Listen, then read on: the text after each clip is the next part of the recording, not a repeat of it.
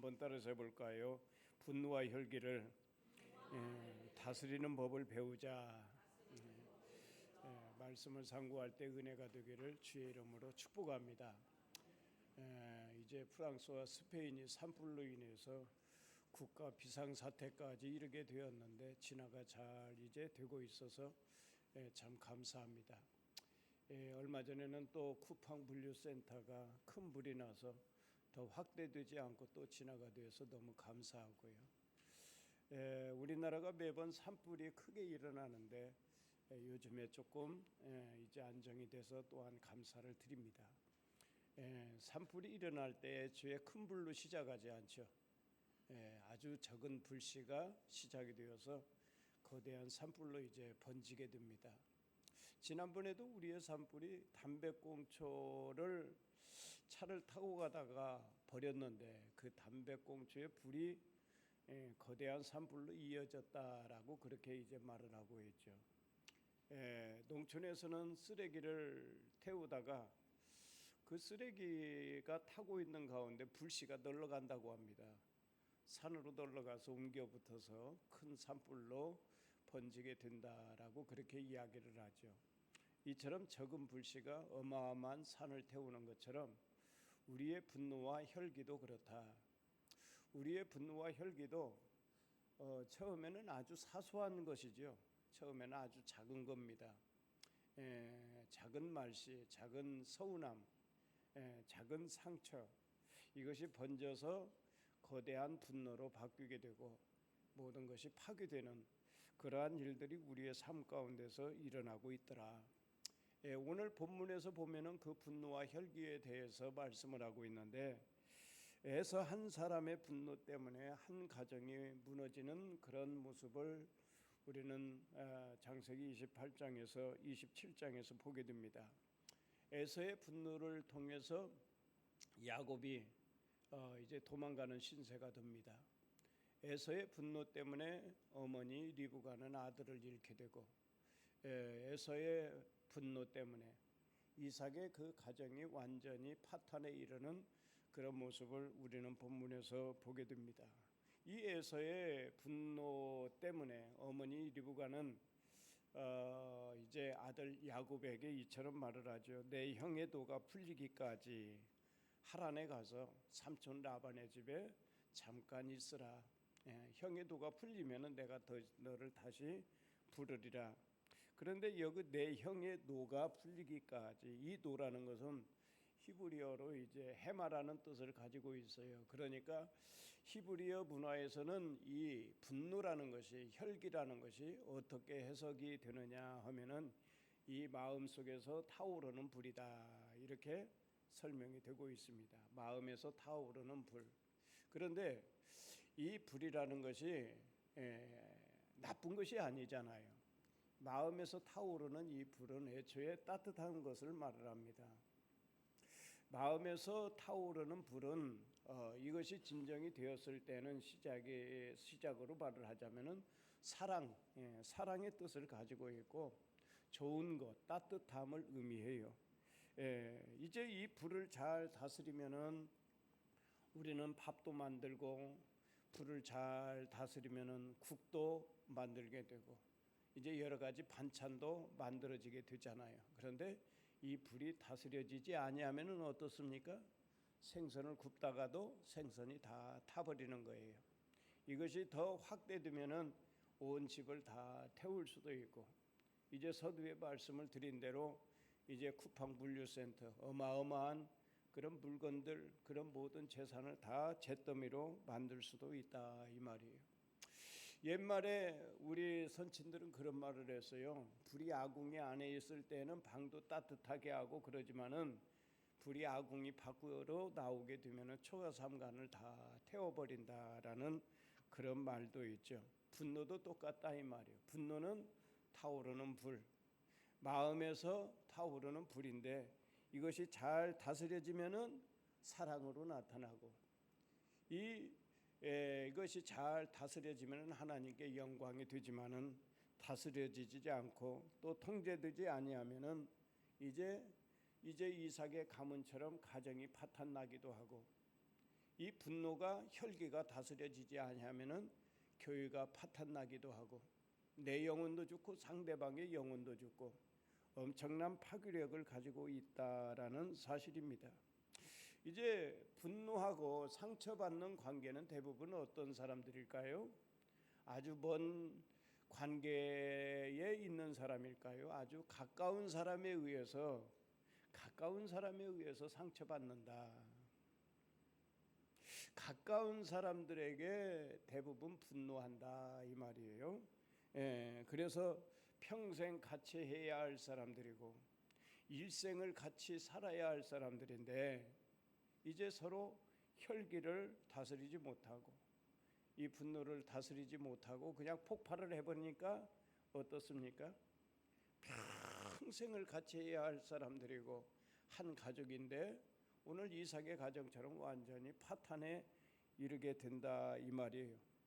몸의 상처는 일주일이나 2주일이면 다 아물게 됩니다.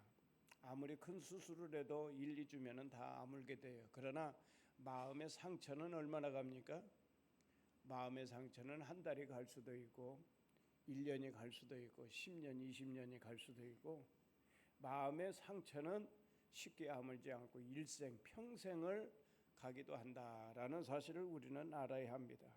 그래서 오늘 본문의 내용을 미리 말씀을 드리자면 그래요. 분을 내지 말자 이 말이 아닙니다. 분노와 혈기는 분노와 혈기는 안 낼 수는 없고 잘 다스려져야 된다. 남녀노소 누구나 분노하죠. 목회자인 저도 분노합니다. 저도 혈기가 있어요. 저도 여러분들이 보실 때는 항상 웃는 모습만 보실지 모르겠지만은 저도 싸나운 사람입니다. 저도 매서운 사람이에요. 저도 분노합니다. 우리 예수님께서는 분노 한번, 혈기 한번 안 내셨을까요? 여러분들이 잘 알잖아요. 예수님도 분노하셨습니다. 그러나 예수님의 분노는 이제 우리처럼 말하는 혈기, 나쁜 혈기가 아니에요. 예수님은 거룩한 분노, 이것을 우리는 성분이라 그렇게 얘기를 합니다. 우리는 분노하지만은 잘 다스려져서 사랑의 분노, 거룩한 분노, 이렇게 통제할 수 있는 여러분들이 될 수 있기를 예수님의 이름으로 축복합니다.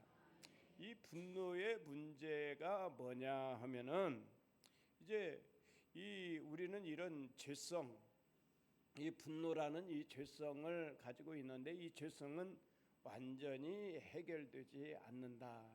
완전히 해결할 수 없는 문제예요. 해결할 수 없는 문제예요. 우리는 죄에서 떠날 수가 없어요. 문제는 뭐냐?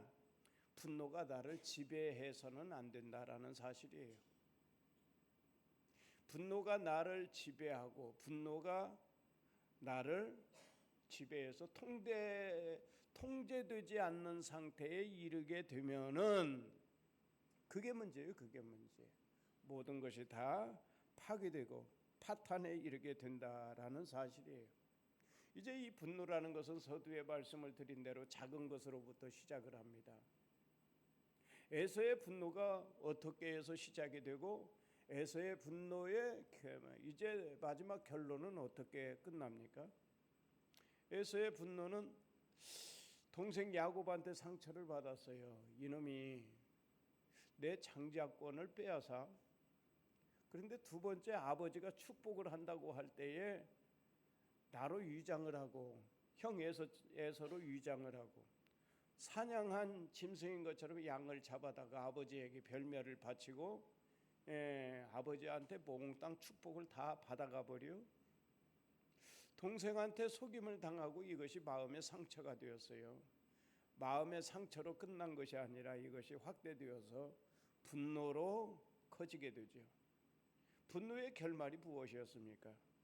창세기 27장 오늘 41절에 보면은 뭐라고 해요? 그 마지막에 보니까 내가 동생 야곱을 죽이리라. 동생 야곱을 죽이리라. 상처가 죽이겠다라는 살인하려고 하는 그런 계획을 가지게 되죠. 그래 이제 나중에 몇십 년 뒤에 이 에서가 동생을 실제 죽이려고 군사 400명을 이끌고 나와요.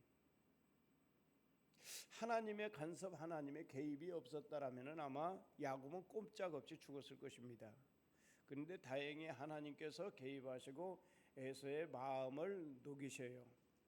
에서에게 그 악한 마음, 분노의 마음을 하나님께서 다 잠재우시고 이제 이 분노를 가라앉히니까 따뜻한 마음, 사랑하는 마음으로 싹 변화가 되잖아요. 그래서 동생 야곱을 껴안고 어금만고 서로 사랑하는 아름다운 이 하나님의 은혜를 이제 볼 수가 있습니다.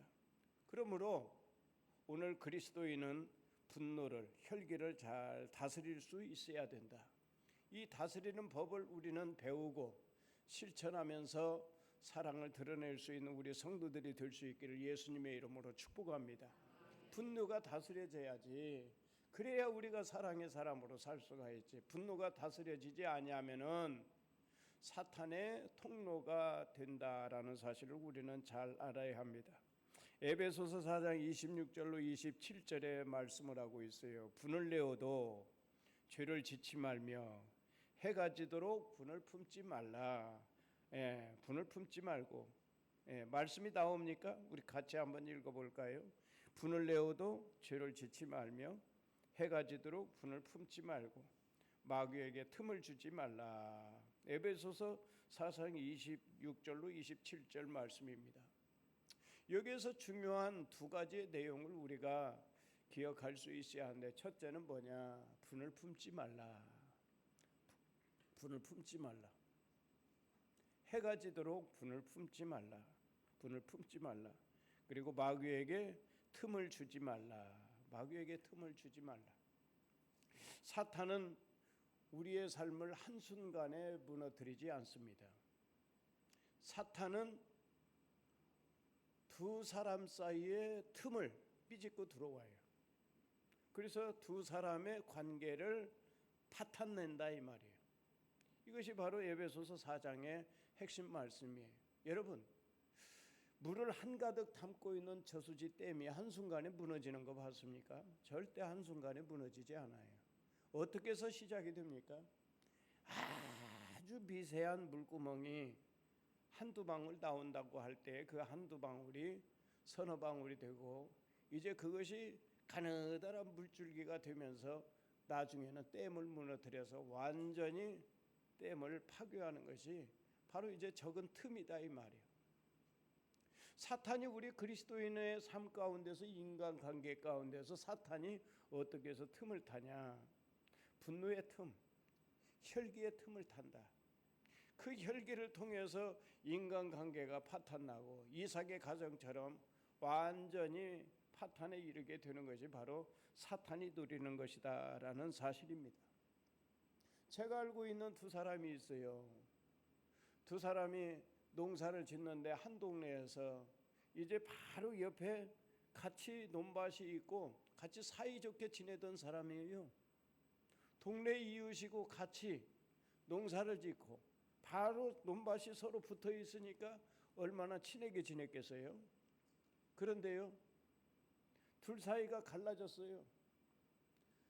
두 사람의 싸움이 두 집안의 싸움이 되고 두 집안의 싸움이 이제 아들 때까지 딸 때까지 이제 말하자면은 수십 년간, 제가 알기로는 30년 이상 말도 않고 완전히 두 집안이 파탄이 난 거예요. 근데 어디에서 시작한 줄 아시죠? 어디에서 시작이 되었는가 하면은요, 서로 문회기 기간에 내 눈에도 물을 대고 이쪽 집안도 물을 대야 되는데 이쪽 집안에서 물을 조금 부족하다 싶어서 우선 나중에 대줄 폭 잡고 이렇게 물기를 자기 돈으로 잡았다 이 말이에요. 그런데 이 집안이 보니까 물기를 싹 잡아서 자기 돈에만 물을 대네. 이 사람도 말하자면은 이제 조금만 기다리면은 물기를 다시 돌려줄 텐데 자기 돈으로 싹 물기를 잡아버렸어요. 이 사람이 또 이따가 와서 보니까 어떻게 했어요? 물기를 전부 자기 돈으로 가져가 버리네. 이 사람이 또 자기 눈으로 바꾸고 이 사람은 또 자기 눈으로 바꾸고 그러다 보니까 아무것도 아닌 것이 마음이 상하게 되고 에서처럼 똑같은 일이 일어나는 거예요. 마음이 상하고 이것이 어떻게 됩니까? 점점 우라통이 터지는 거죠. 이제 분노하게 되고 분노가 두 사람의 싸움이 아니라 두 집안의 싸움이 됐어요. 두 집안의 원수가 돼버렸어요. 제가 알기로는 30년 이상 그 뒤로는 어떻게 됐는지 모르겠어요. 예? 작은 불씨가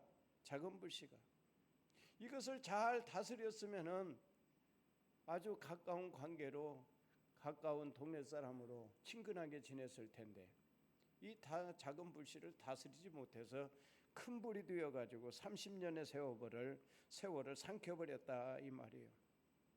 그렇다면 우리 그리스도인들은 이 분노와 혈기 이것을 어떻게 해결해야 하는가? 우리는 가장 먼저 우리의 믿음의 모델이신 예수 그리스도의 십자가를 바라봐야 되는 줄로 압니다. 예수 그리스도의 십자가를 바라볼 수 있어야 돼요. 십자가를 우리가 조금 다르게 해석을 해봅시다. 십자가는 예수 그리스도께서 우리를 구원하시기 위한 담당한 십자가, 대속의 십자가, 우리의 죄 문제를 해결하기 위한 속죄의 십자가예요. 하나님과 원수된 우리를 하나님께서 이제 화목하기 위해서 이제 그 지신 십자가가 바로 화목의 십자가 아닙니까? 이 십자가는 구원의 십자가예요. 그런데 이것을 인간적으로 우리가 생각을 해볼 때에 이 십자가처럼 억울한 것이 어디에 있습니까? 십자가처럼 억울한 것이 어디에 있어요? 예수님이 무슨 죄가 있습니까? 예수님이 무슨 흠이 있습니까? 그런데 예수님을 왜 사람들이 괴롭히는 겁니까? 왜 사람들이 침을 뱉고 그래요? 마태복음 26장 67절에 말씀을 합니다. 예수의 얼굴에 침 뱉으며 여러분 얼굴에 누가 침 뱉었다고 한번 해봅시다. 우리는 어떻게 반응할까요? 예수님 얼굴에 침 뱉으며 뿐만이 아니죠. 주먹으로 치고 어떤 사람은 손바닥으로 때리며 이것이 인간이 참을 수 있는 그런 상황입니까? 뿐만이 아니라 또 이제 마태복음 27장 30절에도 침 뱉고 갈대를 빼앗아 그의 머리를 치더라. 응? 그뿐만이 아니죠. 예수님을 가시관을 엮어서 왕이라고 조롱을 하면서 가시관을 푹 들러 씌웠을 때에 그 상처, 그 고통, 그 아픔은 얼마나 할까요? 계산이 되지 않는 거죠. 이런 것들은 예수님을 로마 군병이 이제 결박하고 손과 발을 십자가에 못을 치면서 십자가에 매달았을 때에 예수님의 고통은 얼마나 있을까요? 이것은 인간적으로 생각을 할 때 얼마나 억울한 일이냐 이 말이에요. 얼마나 억울한 일이에요. 그런데 예수님께서는 누가복음 23장 34절에 보니까 이에 예수께서 이르시되 아버지 저들을 사하여 주옵소서 자기들이 하는 것을 알지 못함이니이다 하시더라 이렇게 말씀을 하고 있어요. 이 기도가 무엇입니까? 아버지여 저들이 하는 것을 알지 못하나이다 용서해 주옵소서. 이 기도는 사랑입니다. 이 기도는 사랑의 극치라고 말을 할 수가 있어요. 우리도 사랑 많이 말하죠. 우리 그리스도인들처럼 우리 기독교인들처럼 아마 사랑을 많이 말하는 종교는 없을 거다라고 생각을 합니다. 우리 그리스도인들이 생각하는 사랑은 무엇입니까? 사랑을 여러 가지로 우리는 해석을 할 수가 있죠. 추상명사이기 때문에 정의는 내릴 수 없지만은 여러 가지로 우리는 말을 할 수가 있는데, 자, 사랑이란 뭡니까? 여러분들이 생각할 때 첫째로 남을 돕고 자선하고 구제하고 이런 것들을 사랑이라고 우리가 말하지 않습니까? 그렇죠. 분명한 사랑이죠. 그런데 이것은 이제 높고 낮음의 단계로 말을 하자면은 가장 가장 낮은 단계라고 말을 할 수가 있어요. 낮은 단계. 그리고 남을 돕고 구제하는 것, 이렇게 자선을 베푸는 것, 이것은 그 사람을 위한 것일까요? 나를 위한 것일까요? 여러분들이 생각해. 우리는 그 사람을 위해서, 어려운 사람을 위해서 동정하고 궁유를 베푸는 그 차원으로 아마 생각을 할 겁니다. 그런데 성경은 결코 자선이 남을 위한 것이 아니고 나를 위한 것이라는 사실을 여러분들이 분명히 아실 수 있기를 바랍니다. 자선이라는 것이, 구제라는 것이 내가 겉으로 볼 때는 남을 돕는 것 같지만은 성경은 결코 그렇게 말하지 않아요. 하나님의 기념책에, 하나님의 상급의 그 행위록에 여러분들의 그 모든 내용이 기록이 되어서 나중에 우리 주님께서 갚아주시는 상급이 되는 줄로 믿습니다. 우리 주님이 보상해 주시는 거예요.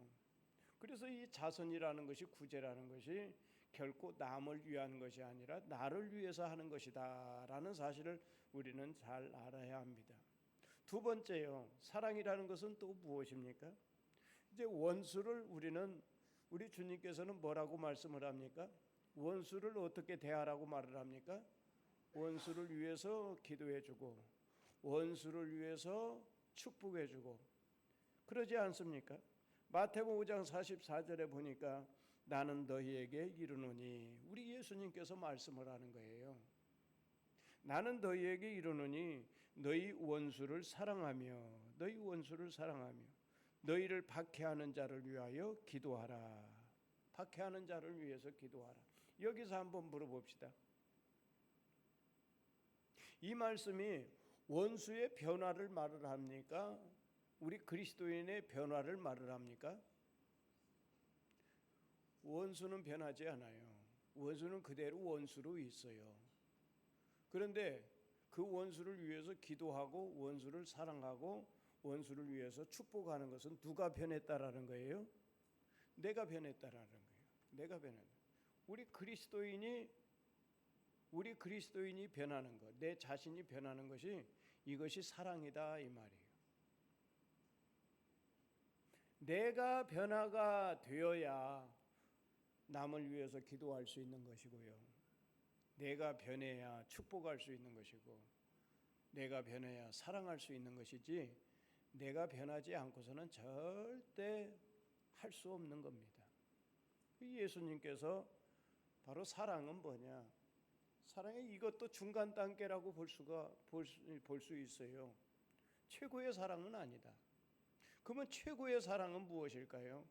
최고의 사랑은 아까 예수님께서 십자가 위에서 기도하신 것처럼 용서하는 사랑이 최고의 사랑이다. 용서하는 사랑이 최고의 사랑이다. 에베소서 4장 31절로 32절에 말씀을 합니다. 너희는 모든 악독과 노함과 분냄과 떠드는 것과 비방하는 것을 모든 악의와 함께 버리고 서로 친밀하게 하며 불쌍히 여기며, 마지막으로 예수님께서 결론으로 말씀을 합니다. 서로 용서하기를 하나님이 그리스도 안에서 너희를 용서하신 것 같이 하라. 서로 용서하기를 하나님이 그리스도 안에서 너희를 용서하신 것 같이 하라. 용서라는 것이 뭡니까? 용서라는 것도 똑같습니다. 자선도 나를 사랑하는 것이고 나를 위해서 하는 것이고, 원수를 사랑하고 원수를 위해서 기도하고 축복하는 것도 내가 변해서, 내가 사랑의 사람으로 변해서 하는 일이고, 용서하는 것도 누구를 위해서 하는 겁니까? 똑같아요. 용서도 나를 위해서 하는 거예요. 내가 용서하지 아니하면은요, 마음에 근심이 되어서 내가 병이 생기는 거예요. 내 안에 분노가 생기는 것이고, 내 안에 이 분노가 커지고 확대되어서 통제되지 아니하면은 모든 것을 다 잿더미로 만들고 모든 것을 다 파괴하고 파탄에 이르게 된다라는 사실입니다. 그래서 용서라는 것은 첫째로 누구를 사랑하는 거냐? 나를 사랑하는 것이고, 두 번째로 그 대상을 사랑하는 것이다. 이것이 바로 성경이고, 이것이 바로 복음의 능력이고, 이것이 바로 그리스도인의 능력이 되는 줄로 믿습니다. 사탄은 그래요. 사탄은 작은 틈을 노리고 모든 관계를 파탄에 이르게 하는데, 사탄은 우리의 분노를 계속 키워갑니다. 통제할 수 없을 정도로 사탄은 우리의 분노를 계속해서 키워가요. 아이고 잘한다. 그래 더 키워, 때려 부숴, 완전히 다 망가뜨려. 이것이 바로 사탄이 하는 일이다 이 말이에요. 그러나 예수님은 뭐라고 말씀을 합니까? 이 분노라는 것은 우리의 죄성이기 때문에 이것을 없이 할 수가 없어요. 그러나 이 분노보다도 더 큰 사랑을 살아내라. 더 큰 사랑을 살아내라. 이것이 바로 우리 예수님의 말씀이다 이 말이에요. 믿음이라는 것이 무엇입니까? 성경 지식을 많이 가지고 있는 것이 믿음입니까? 사랑에 대해서 많은 분석을 할 줄 알고 여러 가지로 사랑에 대해서 유창하게 말하는 것, 이런 지식들이 믿음이라고 말할 수 있습니까? 분노보다도 더 큰 사랑을 살아내는 것, 분노보다도 사랑을 더 많이 키워내고 분노보다도 사랑으로 살아가는 것, 이것이 바로 그리스도인의 믿음이다. 우리의 삶 속에서 십자가를 살아내는 것입니다. 마음의 상처가 있다 하더라도 이것을 기도로 승화해내는 것. 마음의 상처가 있지만은 축복할 수 있는 사람, 마음의 상처를 받지만은 용서할 수 있는 사람이 바로 그리스도인이다. 결론으로 말씀을 마무리하도록 하겠습니다. 오늘 나에게 용서하지 못하는 사람이 누가 있는가? 우리 모두에게 아마 이런 사람이 있을 수도 있어요. 용서가 되지 않는 사람. 한 분 원로 목사님이 이렇게 말씀을 하십니다. 잠들기 전에 두 가지를 하라. 첫째는 회개하는 일이고, 그날 우리는 하나님 앞에 잘못된 삶을 회개할 수 있어야 하는 것이고, 둘째는 모든 사람을 용서하라. 왜 용서해야 되느냐? 다음 날 우리는 내일이 되면은 내가 눈을 뜰지 아니면 주님 앞에 있을지 모르는 일이다. 주님 앞에 섰다라고 생각을 해보고, 우리 주님께서는 우리에게 말씀하시고 우리에게 바라시는 것이 무엇일까요? 우리가 분노하고 혈기를 내면서 모든 사람을 이긴 사람을 우리 주님께서 기뻐하실까요? 우리는 모든 사람과 싸워서 이기는 것을 우리 주님께서는 결코 기뻐하지 아니하시고 자신을 사랑하기를 원하고 내가 분노하는 그 대상을 사랑하기를 원하시는 줄로 믿습니다. 우리는 분노보다도 혈기보다도 사랑을 내 안에서 더 키워야 돼요. 모든 것을 잘 지배하고 다스리고 통제해서 따뜻한 사랑으로 여러분들의 또 가정에서 여러분들의 모든 인간관계 속에서 그리스도의 사랑을 나타낼 수 있게 되기를 예수님의 이름으로 축복합니다. 기도하겠습니다. 하나님 감사합니다. 오늘 또